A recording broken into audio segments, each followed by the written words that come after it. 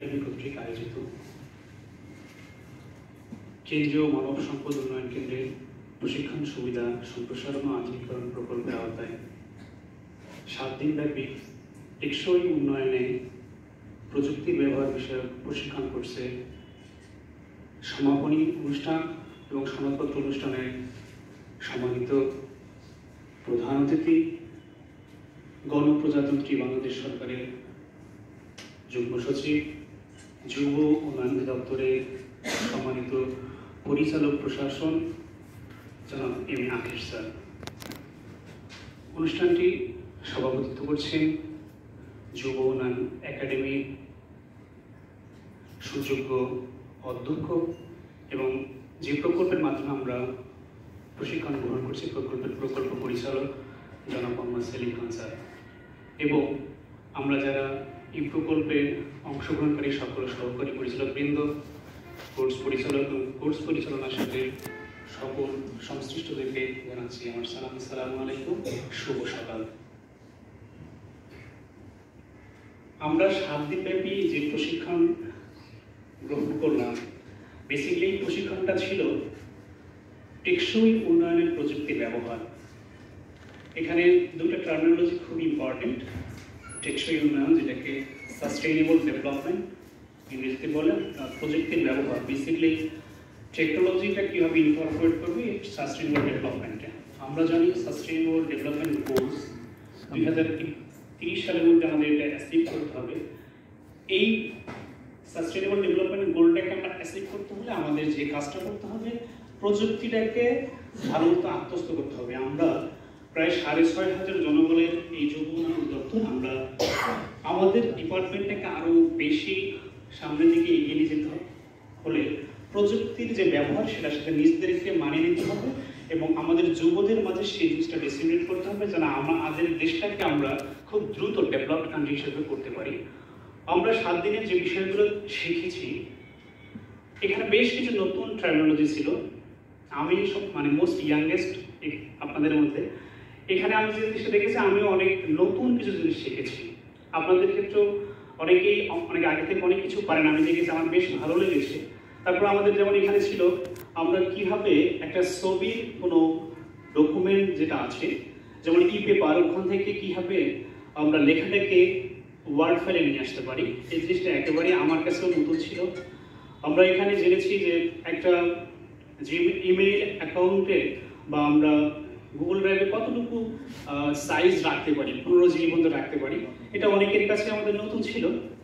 এবং আমরা কীভাবে গুগল ড্রাইভ ইউজ করতে হয়, কীভাবে ইমেইল পাসওয়ার্ড ভুলে গেলে সেটাকে আবার খুঁজে পাওয়া যায়। তারপরে আমরা দেখেছি যে হোয়াটসঅ্যাপ বা জুম লিঙ্কের মাধ্যমে কীভাবে আমরা ভিডিও কনফারেন্স করবো, যেটা আমাদের সময় অনেক সময় মিউট আনমিউটের প্রবলেমটা হয়।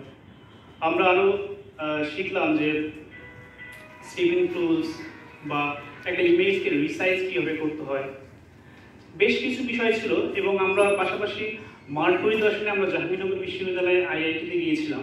ওখানে আমাদের প্রফেসর পাটোয়ারি স্যার এত সুন্দর করে বুঝিয়েছেন এবং আমাদের এই প্রথম যদি বলি যুব উন্নয়ন একাডেমিতে এই ট্রেনিংয়ে আমরা এত ভালো ভালো কিছু রিসোর্স পার্সন পেয়েছিলাম যারা আমাদের বেসিক্যালি একেবারে টপিকের ভিতরে নিয়ে গিয়েছে।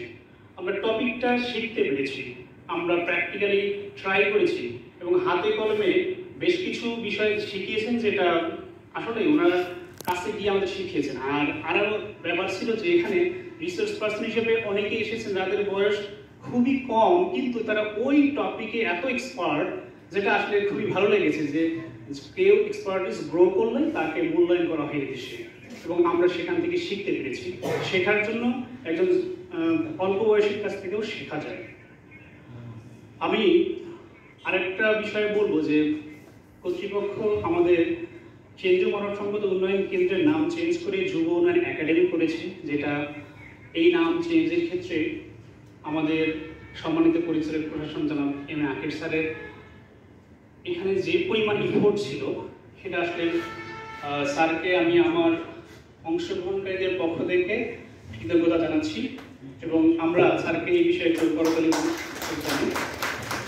আরেকটা বিষয়, আমাদের যুব উন্নয়ন একাডেমিতে একটা সময় আসলে আমরা ওয়াশরুম ইউজ করতে পারতাম না, আমাদের এখানে সেখানে অনেক কিছু স্কুল হয়েছে পড়েছিল। এখন এই রুমটায় দেখলেই মনে হচ্ছে যে আমরা অনেক বড় মাপের একটা ভিআইপি রুমে ক্লাস করতেছি বা আমাদের প্রোগ্রামগুলো করছি। আমাদের এই পুরুষ হোস্টেল মহিলা হোস্টেল দুটাকে ছাদের করে নতুন করে রুম করে জিম করা হয়েছে, যেটা আমি ব্যক্তিগতভাবে এত আমার পছন্দ হয়েছে।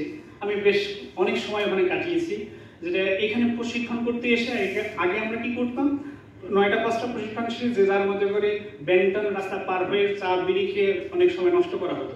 বাট এখন হয় কি, এখানে প্রশিক্ষণ শেষ করে আমরা সবাই জিমে যাচ্ছি। জিমে গিয়ে এক একজনের সেখানে বোঝা যায় কার কত স্ট্যামিনা, এবং ওখানে আমাদের মধ্যে বন্ধুত্ব আরো বেশি মানে গড়ে উঠতেছিল। তো এই ক্ষেত্রে আমি কর্তৃপক্ষকে এই বিষয়ে আমার যে অন্তরস্থল থেকে ধন্যবাদ জানাবো এত সুন্দর আয়োজন করার জন্য। এবং জিমটা এত সমৃদ্ধ এটা কখনো কল্পনা করা যায় না, কারণ যারা বিজনেস করে তাদের জিম এত সমৃদ্ধ হয়, কিন্তু একটা যুব উন্নয়ন একাডেমি প্রশিক্ষণ কেন্দ্রে এত সুন্দর একটা হয়, এটা আসলে কল্পনাতীত।